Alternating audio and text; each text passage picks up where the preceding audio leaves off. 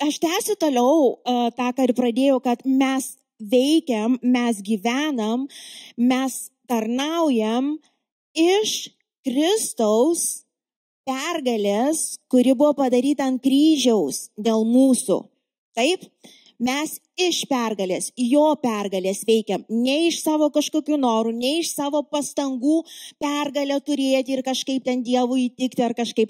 Mes jau, jis viską, sako, atliko ant kryžiaus, jis nugalėjo nuodėmę, jis viską padarė, viską, sako, prieš iškvėpdamas paskutinį kvėpsnį, Jėzus ant kryžiaus pasakė, viskas atlikta. Ką reiškia žodis viskas?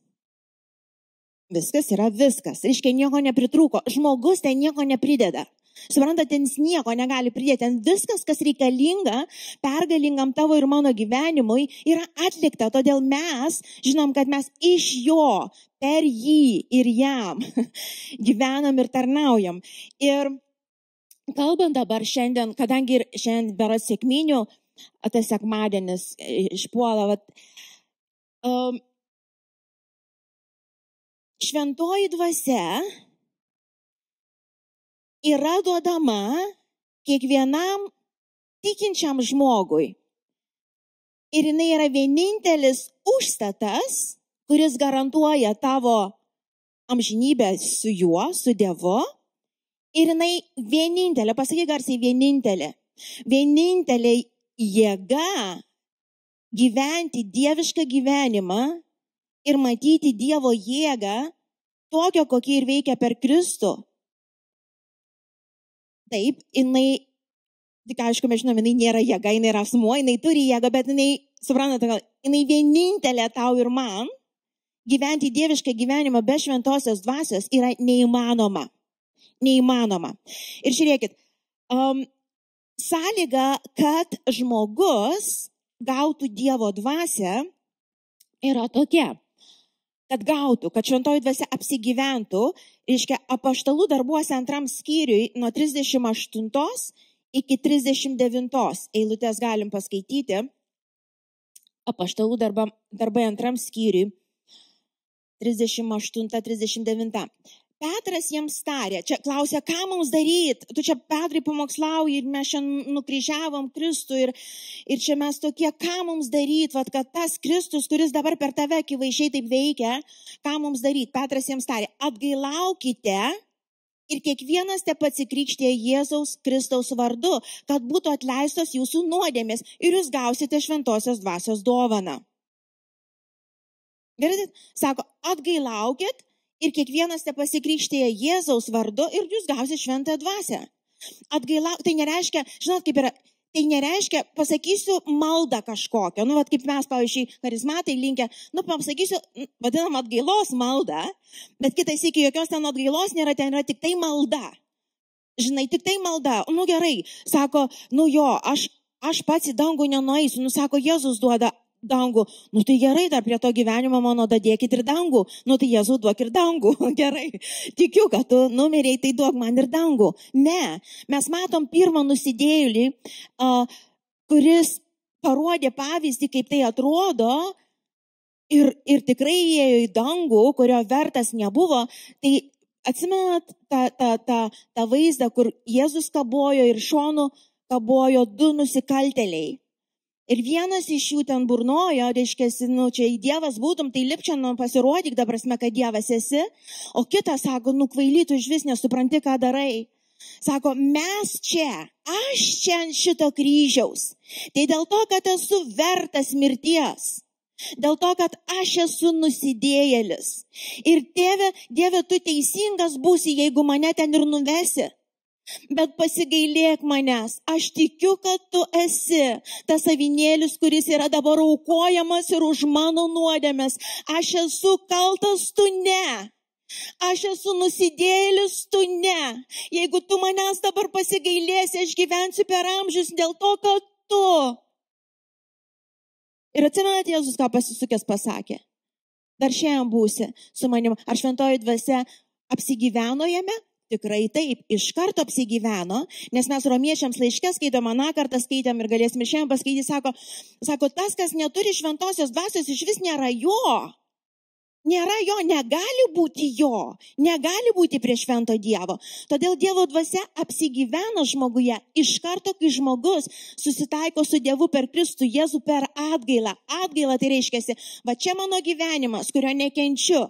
Va čia yra gyvenimas, kur aš žinau, jisai nėra tinkamas, jis nėra tas gyvenimas, kuris mane atves pas Dievą, jis iš vis nėra gyvenimas, jau galiausiai, kad ir kaip jis gražiai atrodo, giliai viduje dažnai neturiu aš to gyvenimo ir viskas. Ir aš atiduodu jį tau, atleisk man, aš imu tavo, priimk mane, daryk, ką tu nori, aš tavo. Iš to atgaila tai reiškia apsisukimas. Tai nėra tik tai atleisk man Dieve ir aš gyvenu kaip toliau, kaip gyvenu, tu dar nepriėjai prie atgailos. Reiškia, tu nesupranti, kad ta mirtis, jinai antiek yra mirtina ir antiek yra baisi, kad yra mirtis. Ir nesvarbu, kaip tu gražiai gali atrodyti iš išorės, bet yra mirtis ir tu tikrai mirsi ir tu tikrai miršti dabar kiekvieną dieną. Kol dar žmogus neateina tos vietos, nėra atgailos, nėra sudužimo, reiškia nėra išgelbėjimo. Atgaila yra pagrindinis momentas, kada žmogus suvokia širdim, sako, kad širdim patikės ir lūpom išpažins ne tik, kad Kristus taip yra Dievas, bet širdim ir patikės, o aš esu tas nusidėjėlis, jis yra gelbėtas, aš nusidėjėlis ir aš tikrai nusidėjau. Širdis suvokia ir lūpos išpažįsta, šaukėsi. O tą, ką darė tas vienas iš nusikaltėlių ir šventoji dvasia apsigyveno. Ir jam buvo dovanota, ir jam buvo atleista, jam yra atleista. Ir jis dar už kelių valandų, jisai buvo ten, kur niekada neturėjo teisės būti ir niekada nebuvo vertas. Ir nei vienas iš mūsų nevertas ten būti. Bet mes būsim dėl to, kad atgailavom ir priėmėm Kristų kaip gelbėtoją. Ir mumise apsigyveno šventoji dvasia, kur Biblija sako, jinai kaip antspaudas, jinai vienintelis antspaudas, jis yra užstatas. Vat užstatas, kuris duotas, jis tave laiko, jis tave užantspaudavo, jis sako, tu mano, tu netobulas galbūt, bet tu mano. Ir mes išmoksim dalykų su tavim. Taip, kad sąlyga, kad šventoji dvasia ateitų, yra šita. O kad gyventi dievišką gyvenimą pilniem šventosios dvasios, čia yra du skirtingi dalykai. Mes vadinam krikštas, kai sako krikštas, mes taip įsivaizduojam, kad vieną kartą ten ateina ta jėga, kažkaip patiriam, mes ją išgyvenam, ir viskas, ir po to jau viskas. Kiekvieną dieną, kiekvieną rytą tas krikštas turi įvykti. Pripildymas šventąja dvasia turi visai kitas sąlygas. Ir mes matom, kad atėjimas šventosios dvasios yra viena. Vaikščiojimas su šventąja dvasia yra visai kas kita ir sąlyga jau visai kita. Visai kita. Kad žmogus būtų pripildytas šventosios dvasios, jis pirmiausia turi, pirmas dalykas suvokti, kad be Dievo dvasios niekaip nepajudėsi, vat kaip Irma liudijo šiandien. Ar nesako, aš atsistojau ir aš supratau, aš jokiais būdais negaliu vesti to darželio, aš neturiu to, ko reikia, kad tą darželį nuveščiau. Ta prasme, man reikia pagalbos. Tai reiškia, šventoji dvasia vienintelė, kuri įgalina mus įgyvendinti Dievo darbus, kuriuos jisai yra įdėjęs į tave. Biblija sako, mes esam naujas kūrinys, visi, kurie susitaikėm su Dievu per Kristų, geriems darbams atlikti, kokie jie bebūtų. Gal kažkas ant scenos stovėsit, kažkas darželį dirbsit, kažkas parduotuviai dirbsit, kažkas giesmes kursit. Visi mes labai skirtingai pašaukti. Bet sako, įgyvendinti Dievo valią gali tik tai. Tik tai. Šventąja dvasia pripildyti. Sakyk garsiai, pripildyti žmonės tik tai. Ir gali sakyti, palauk, tai jau šventoji dvasia gyvena, tai jau aš jau turiu šventą dvasią. Pripildymą šventąja dvasia, tai vadin gal tai pasakysi, kada iš tavo dvasios siela apsirengia. Supranti, kai siela aprengia dvasia, jinai užsilieja, žinai, šventosios dvasios tau netrūksta. Jinai visa yra, žinai, jos nėra gabaliukas kažkoks. Jinai visa, jinai yra asmuo ir jinai yra tavo dvasių atgimusioj. Bet kaip sakom, pripildyk mane šventąja dvasia, pakrikštink mane šventąja dvasia. Pripildytas pilnai, sako, sklidinas, kai skaitote apaštalų darbus, ką norėčiau paraginti, kad padarytumėt, iš to tu matai, sako, pilnas šventosios dvasios, pilnas apši ir tada kažkokia jėga vyko. Atsimenat, Petras, ar ne, kuris tik ką įsižadėjo Kristaus, kuris savo kailį nešė, nes bijojo mirti, kada šventoji dvasia pripildė, reiškia, jisai stojo taip drąsiai, žinodamas, kad jo gali būti dabar paskutinės minutės jo, jisai skelbė Kristų ir ten 5,000 ir ten 3,000, neatsimenu, žmonių atgimė, reiškia, susitaikė su Dievu, jis antgamtinę jėgą gavo, drąsą antgamtinę visiškai, tai ne Petras, įvyko Jėzaus pranašystė tam Simonui, kuris kaip nendrė, pagal nuotaiką, jis gyveno visiškai visada iš sielos ir važinėjo taip, bet sako, tada jis buvo pripildytas šventąja dvasia ir jis padarė, ką turėjo padaryti tam kartui. Kitą dieną Petrui vėl reikėjo prisipildyti šventąja dvasia. Ir mes matėme momentų, kur Petras nebuvo prisipildęs šventąja dvasia ir pripjovė grybų tenai, sakiau, iš to, kur iš baimės ten pataikavo ir taip toliau, ir elgėsi pilnai iš kūno. Kad prisipildyt šventąja dvasia, pirmas dalykas, mes turim suvokti, kad be Dievo dvasios jėgos mes jokiais būdais negalėsim gyventi dieviško gyvenimo, to švento atskirto gyvenimo nekaip. Žmogus pats neturi jėgos tos pats. Tai yra tik Dievo dvasia, kuri gyvena mumise. Ir mes niekada neįgyvendinsim tos misijos. Ir to pašaukimo, kuris yra ant kiekvieno iš jūsų gyvenimo. Tai gali padaryti tai šventoji dvasia. Pirmas dalykas, tu supranti, niekaip aš pats. Pirmas, niekaip, čia yra nusižeminimas, čia yra suvokimas tiesos. Taip kaip išsigelbėti iš nuodėmių, negalėjai pats savo gerais darbais, tai turėjo būti Kristus, Jėzus ir jo auka. Taip gyventi dievišką gyvenimą negali pats, tai turi būti šventoji dvasia. Tai reiškia, kiekvieną rytą, kiekvieną dieną, kiekvienoje situacijoje, kai mes atsigeliam, atsistom, mes nusižeminam pirmiausia po galingą Dievo ranką ir sakom, šventoji dvasia, pripildyk mane šitai misijai. Vesk mane, pripildyk, ką tu nori šiandien, bus tavo valia, aš tikiu tavim, pripildyk mane šiandien dienai, vesk mane, nes be tavęs aš niekur nenueisiu, pripildyk, įgalink mane, įgalink kovoti su tą nuodėmę, kurią tu dabar vedi, su to kūniškumu. Sako, visi vedami Dievo dvasios yra Dievo vaikai. Sako, kaip mes nugalim nuodėmę, kaip mes išeinam iš jos pilnai. Kurie seka šventąją dvasią. Sako, jeigu senki šventąją dvasią, neseksi kūno. Ir tu kiekvieną kartą supranti, jeigu aš noriu gyventi dievišką gyvenimą, aš palenkiu save, palenkiu savo širdį, sakau, veš šventoji dvasia. Tai reiškia, dar kitais žodžiais galiu pasakyti, supratimas, kad be jos niekaip. Ir antras, tu gali pripildyti stiklinė tiek, kiek jinai tuščia. Tik tiek. Nes ir sako, jie buvo sklidini šventosios dvasios, pilnai. Ten nebuvo beveik viskas vanduo, tai reiškia beveik viskas žmogus, aš pats, ir truputėlį telpa ten šventosios dvasios. Dažną kartą su mūsų gyvenimais yra taip. Ir kaip gaila bebūtų, truputėlį reikia užtrukti kai kam ir atsitrenkti keletą kartų stipriai į sieną. Žinot, nors aš žinau tiesą, bet vis tiek dar kažkaip pabandysiu. Kureliai supranti, Dieve, atleisk man, tikrai matau, kad be tavęs niekaip. Ir tokiu būdu šito vandens mažėja ir jo daugėja. Ir kai jūs sako, šventoji dvasia daugiau tavęs, pripildyk mane. Gerai, pripildyk reikia, bet tu pasižiūrėk, kiek yra tavęs, kiek tu dar gali. Nuoširdžiai žiūrėk, kiek aš dar pats galiu. Ir jeigu aš pats galiu dar daug, žinau, kad dar eisiu. Tai geriau šitoj vietoj prašy šventoji dvasia padėk, atverk man akis matyt.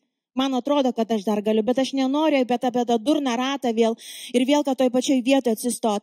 Padėk man. Ir pamenat, kada mokiniai pirmieji, jie pilnai, galva taip pasakyk, jie vaikščiodami su Jėzum, jie suvokė taip, kad išgelbėjimas tik per Kristų ir jie buvo išgelbėti. Ir antrą dalyką jie suvokė, nes Jėzus mokino, sako, žiūrėkit, aš dabar išeinu, bet ateina asmuo, jisai apsigyvens jumise, jis gyvens jumise ir be jo jūs manęs nepažinsit be jo, į mano artumą, jūs melstis nemokat be jo, jūs nieko nepatarnausit be jo. Jums reikalinga, jis sako, aš išeinu, jūs laukit, jūs žinokit, kad be jos niekaip. Ir atsimenat, mokiniai jie patikėjo Dievo žodžiu ir jie pasilenkė Jėzų ir jie laukė. Ir jiem nereikėjo labai laukti ir jie sulaukė. Pirmo apsireiškimo, pirmo vadink išsiliejimo. Ir ten, kai sako, nužengė, atrodo taip. Bet šventoji dvasia jinai visai gali pasireikšti, jinai gali atrodyti ir ugnies liežuviai ir visokie dalykai, bet tas, žinot, pirmą kartą įvyko tas outflow, žinai, kaip būtų dvasia užliejo jų sielas tiek, kad jiems jausmai jau ir jų mintis buvo visiškai nesvarbu. Šventoji dvasia, jinai užliejo visą tavo sielinį žmogų, kur tu jau ne savo logiką, ne savo jėgom, bet Dievo jėga pradedi daryti tam tikrus veiksmus. Ir va tada įvyko tas pamokslas. Bet vėl, kaip sakau, kitą rytą, vėl tą patį mokiniai turėjo daryti. Jie vėl turėjo ištiesti ranką ir situacijų net kiekvienoj ištiesti ranką. Pripildymas šventąja dvasia yra sulyginamas kaip prisigerti vyno. Alkoholio. Ir ten nepropaguoja alkoholio gėrimo. Bet sulyginimas yra toks. Kas iš jūsų, kurie gėrėt, arba dar gerėt, prisigėrėt vieną dieną, normaliai prisigėrėt, stipriai prisigėrėt, ir buvot savaitę girti. Ar buvot? Čia nėra geriančių, visai nežinot. Aš ne, kažkada, kai bandžiau, atsibundi ir vėl geria žmonės, kad būtų girti. Taip tampa alkoholikais, ar ne, nes tampa priklausomybė. Ta prasme, taip tampa priklausomybė, nes matot, kaip yra vynas, ką jisai daro. Jisai imituoja šventosios dvasios jėgą, jis imituoja, nes žinai, kaip būna, taigi, žinai, kaip, pavyzdžiui, girdė liudijimą, sako, sako, kai neišgerdu, tai toksai visas susigūžė, žodžio neištrauksi, bijau pasakyti, žinai, bijau akių pakel, sako, žinai, išgeri jūrą iki kelių, lavas, širdis atsiveria, važiuojam, žinai. Tai daro šventoji dvasia, kai jinai užlieja tavo sielą. Tu, kuris negalėjai, šitas žmogus, kuris dabar matot, kuris negalėjo savo nuomonės prieš klasę pasakyti, savo išmokto netgi dalyko atsakyti, nes aš bijau žmonių nuomonės, aš šiandien galiu pamokslauti ir nuomonės visų girdėti ir man nebaisu ir aš žinau, kad čia ne aš. Aš tiesiog pasidaviau ir kiekvieną kartą, kai aš einu, man reikalingas naujas šventosios dvasios pripildymas. Aš negaliu vakar dienos pamokslą pasakyti, nes jums jų nereikia, suprantat? Jums reikia šventosios dvasios jėgos, kuri keičia širdis, keičia mąstymus, išsaugo jūs, išgano jūs. Ir kiekvieną kartą tu turi, kaip to vyno, jeigu aš noriu būti girtas, aš turiu prisigert naujai, lygiai tas pats su šventąja dvasia. Aš tada ir sakau, aš be tavęs nei akių negaliu pakelti, aš neturiu tos drąsos, aš negaliu tos misijos, taip aš galiu pagėdoti kažkokią giesmę, bet aš neturiu galios išlaisvinti žmonės nuo demoniškų jėgų. Aš negaliu jų patraukti nuo nuodėmės, taip aš galiu pasakyti, Jėzus gyvas, bet man reikalinga tavo jėga, kuri paliudytų dvasiai, kuri paliudytų širdžiai žmogaus, taip ir yra. Čia nebūna paprasti žodžiai, tai būna Dievo dvasios jėga. Sąlyga dar viena, kad šventoji dvasia tave pripildytų. Tai turi būti, ten ne mano valia, Jėzau, bet tavo valia. Ne aš tau vadovausiu, tu man vadovausi. Žiūrėkit, vieną istoriją galim paskaityti iš Apaštalų darbų 8 skyriaus.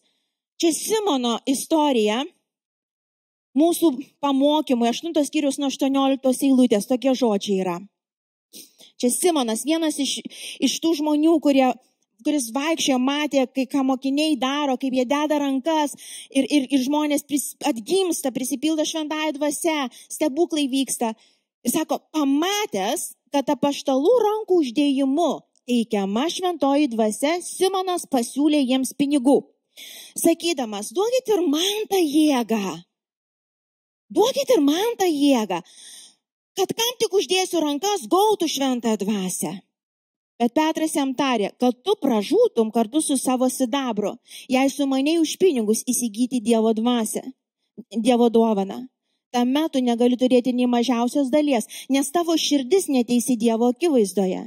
Taigi atgailauk dėl šios savo nedorybės ir melsk Dievą, kad jis atleis tavo širdies sumanimą. Gal jis atleis tavo širdies sumanimą. Matau, tu pilnas karčios tulžies ir esi nedorybės pančiuose.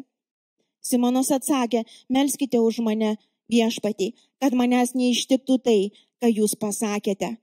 Čia tas pavyzdys, kur Simonas, jisai pamatė, wow, Dievo jėga. Dievo jėga, aš irgi galiu daryti tos stebuklus, aš irgi galiu taip kalbėti kaip Petras, aš irgi galiu dėti rankas ir ten kažkoks stebuklas įvyks. Aš galiu. Ir būsiu jau daugiau ne šiaip savo žmogus, bet super žmogus. Žinot, čia tokių nėra, bet žinot, kaip būna. Ir sako, susimokėti galiu pinigus. Ką reikia paaukoti čia? Paaukosiu bažnyčiai. Kokį dar gerą darbą gal padarysiu. Duokit ir man tą jėgą. Sako, tu iš esmės nepagavai, tu iš vis nesupranti. Čia matai, Simonai, kaina žinai kokia yra. Tavo gyvenimo nelieka. Nelieka. Čia ne tai, ką tu sumanysi, bet tai, kad Dievas yra sumanęs bus. Pakartosiu. Girdit mane? Čia nėra tai, ką tu sumanysi, čia nėra, kad tu atneši savo gerą planą Dievui ir sakysi, dabar įgalink mane Dieve padaryti šitą, nes aš sumaniau. Aš bandžiau iš tikrųjų. Aš turėjau labai gerą planą. Labai gerą. Net galima žodis žiauriai. Aš nežinau, kaip tai skamba žiauriai. Ar geras, ar žiauriai. Bet aš žinot, ką turiu minti. Tokį gerą planą gyvenimą. Aš iš vis kūrėjai, man greitai aš sugalvoju, kaip čia geriausiai turėtų būti. Ir Dievas nepalaimino nieko. Iš to nieko. Kaip tik jis pasakė palikti. Palik Vilmą ir sek manim. Ir man kainavo daug. Man tuo metu kainavo viską. Nes su ta svajonė savo ir su to, ką aš turėjau, aš buvau suvedus visą save. Tai buvo mano aprūpinimas finansinis, tai buvo mano vardas, tai buvo mano ateitis, tai buvo taip, kas man patiko daryti. Ir tai geras dalykas. Bet Dievas sako, Vilma. Jeigu tu nori matyti mano jėgą, matyti, gyventi mano dvasios jėgoj, palik viską ir sek. Tavo gyvenime gal nereiks visko palikti. Gal tau nereiks, kaip man stovėti čia scenoje ir kalbėti. Gal tu visai kitas kelias, bet tu irgi turi palikti. Tu turi palikti tai, ką Kristus tave rodo, tau rodo palikti. Gal prasidės nuo tokių dalykų, palik tos draugus, kurie įtaką šitą daro. Padėk iš šoną šito savo geidulius, padėk iš šoną, palik. Tu negali daugiau prisirišęs būti prie savo vyro ar žmonos, palik, sek manim, tai nereiškia skirtis, ne kažką, nustok stabu savo garbint. Palik. Palikimas yra sprendimas. Ir Dievas įgalins savo dvasia padaryti neįmanomus dalykus. Bet čia nėra kaip Simonas, aš atnešiau, aš susimokėsiu kažką, padarysiu tai, ką aš, man atrodo, galiu pasidaryti ir Dievo dvasia mane pripildys. Tu darysi tai, ką jinai pasakys padaryti ir jinai pripildys. Tu eisi ten, kur jinai veda tave, palei dovanas, kuriam tau duotas ir jinai pripildys tave kiekvieną kartą. Net virkščiai. Ir ten bus jėga. Visada bus Dievo jėga padaryti neįmanomus dalykus. Dažną kartą, kai eini į Dievo šaukimą, į Dievo raginimą, būna baisu. Labai daug kainuoja. Nėra už ką, nėra laiko, neturi jėgų, žinot, baisu. Būt kas nors tai vietoj, sustoju, gal neapsimoka. Aš tave žinau, Dieve, neapsimoka. Už to net pinigus nemoka, iš kur aš gyvensiu. Irma, man labai patiko, kita Irma, Cameron, čia dabar daug Irmų šiemas, reiškiasi, per praėjusių namų grupelę, taip jinai pasidalino, sako, žinai, su mumis visom pasidalino, dėl galiu pasakyti ir čia, sako, žinai, sako, mano gyvenime iš esmės pasikeitė dalykas, viskas pasikeitė, kai aš į darbą pradėjau žiūrėti kaip tarnystę. Tarnystę. Tarnystę. Tarnystę Dievui. Ir nesvarbu, koks, gali sakyti, tai jinai krikščioniškam darželį dirba, tai faktas turi būti tarnystė. Ten, kur tu esi tarnystė, kur tavo gyvenimas nepriklauso tau, tarnystė Dieve, ką tu nusprendė šiandien, te bus tavo valia, ne mano, va ten šventoji dvasia, va ten jinai užpildo, nes tu tuščias. Tai ne mano valia, te tavo, taip, aš dabar matau santuokai kažkokia, bet te bus tavo valia, ves mane šventa dvasia. Mokyk mane dalykų, ta prasme, kuriuos turi išmokti tavo. Tai bus tavo norai ir troškimai. Ir aš labai garsiai kalbu ir aukštai, ne? Nuleidžiam kažkodėl. Žinot, kitas iki žmonės klausia, Vilma, ko tu šitaip rėkauji, kaip rėkauji? Žinot, kai va čia vadega, aš nežinau, ar jūs žinote, kai tau yra labai, labai brangu, labai, labai svarbu. Aš moku ir tyliai kalbėti, iš tikrųjų. Po Amerikos labai tyliai kalbėjau, nes nieko norėjau. Bet kai čia dega, kai tau ne tas pats, aš nežinau, kaip tu elgiesi, bet man, Kitas iki žinai jausmas toks norisi širdį išimti ir padėti. Žinau, kad negaliu aš jos išimti, man duota, kad gyvenčiau, bet kitas iki norisi, čia yra taip svarbu, čia yra taip brangu, čia yra taip brangu.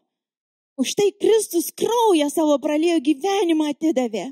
Ir taip norisi, kad širdis ir ausis, ta prasme, išgirstų ir suprastų širdis. Tai yra gyvenimas dieviškas ir jis neatskiria asmenų, žinai, va čia jeigu tu pašauktas būti lyderiu kažkum tai jo. Ne, jis kiekvienam duoda tą pačią dvasios jėgą.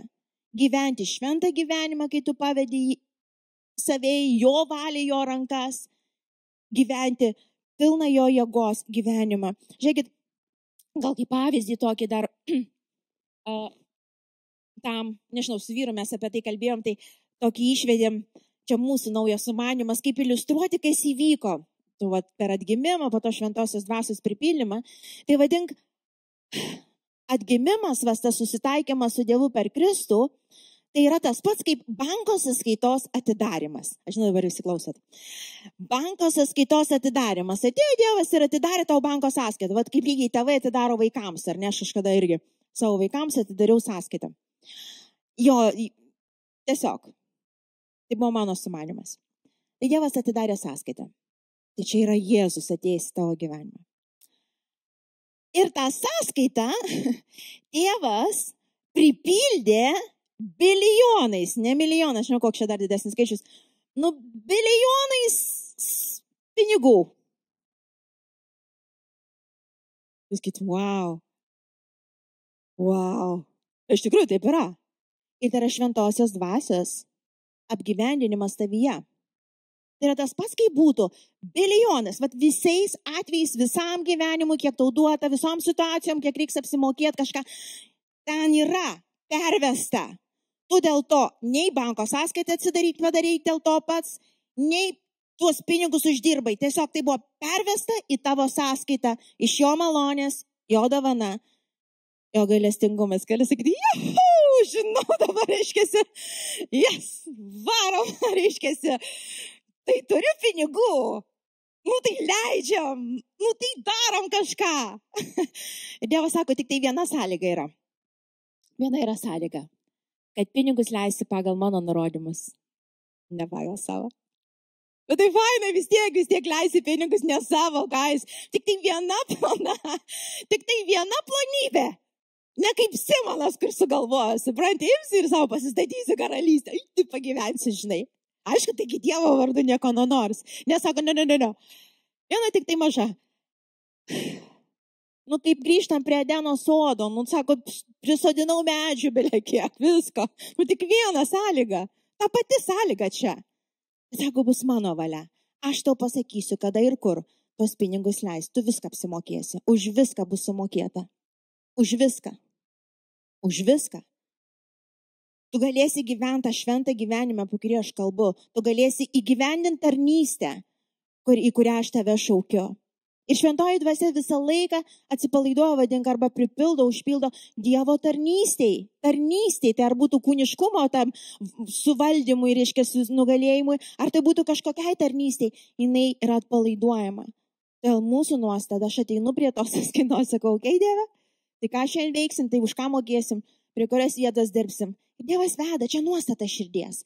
Ir čia jinai rodys, jinai tikrai rodys, nereikia jos ilgai laukti. Pabaigdama dar vieną momentą pasakysiu apie tai, kas įvyko, atsitiko ir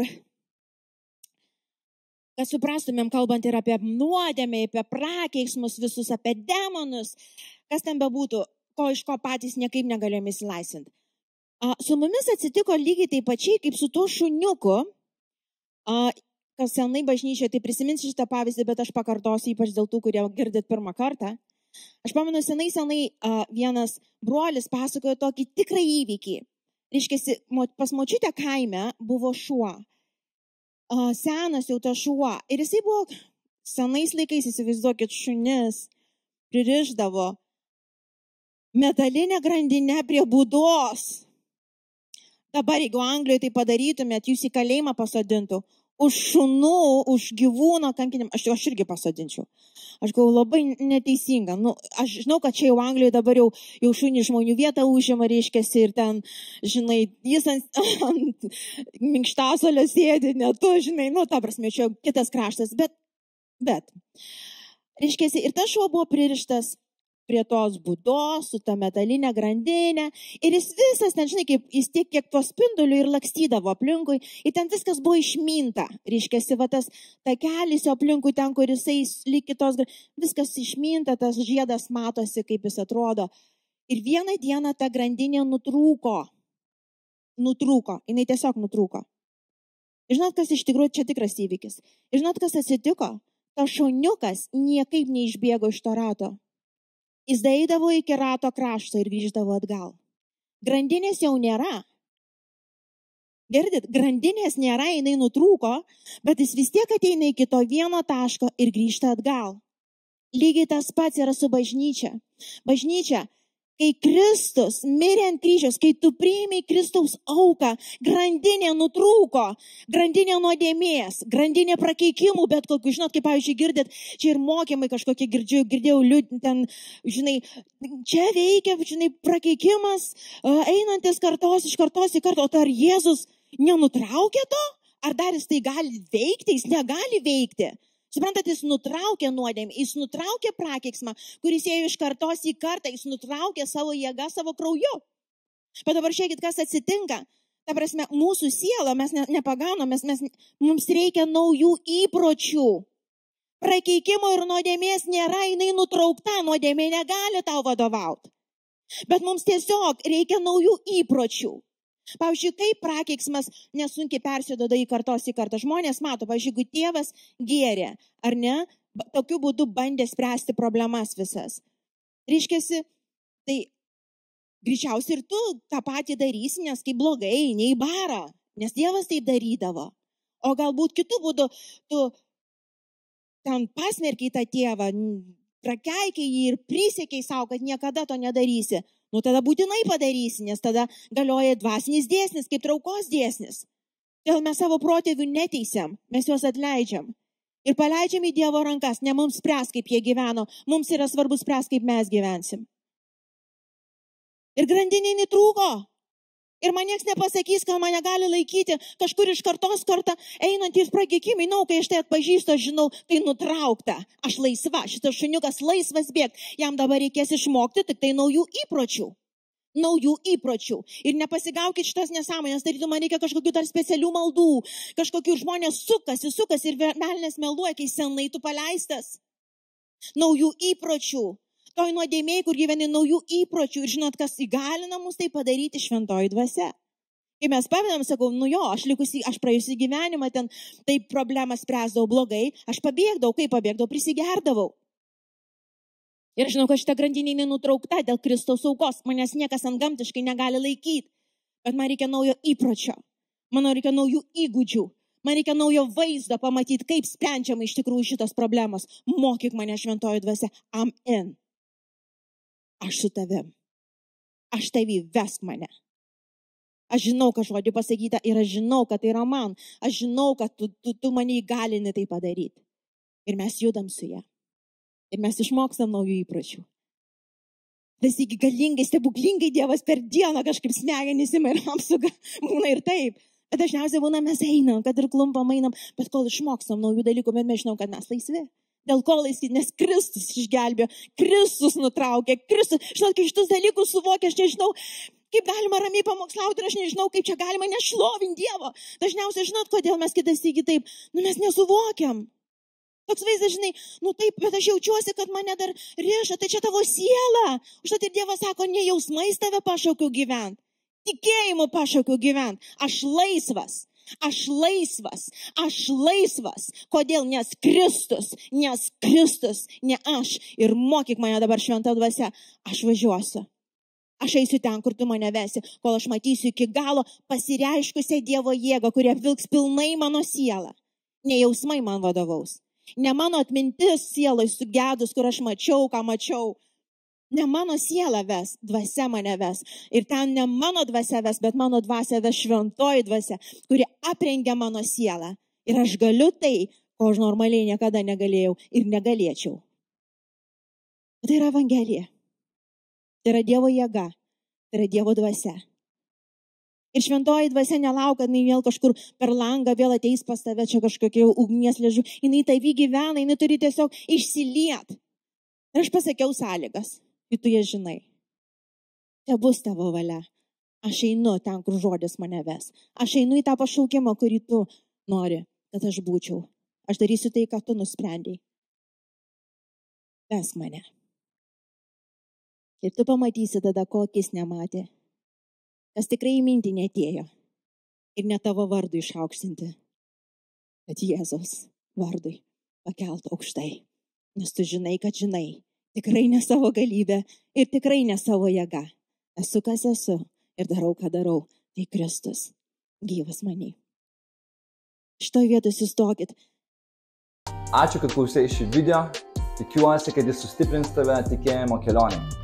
Labai prašau, pasidalink šio video su savo draugais bei artimaisiais. Mus galite rasti visose socialinėse paskyrose.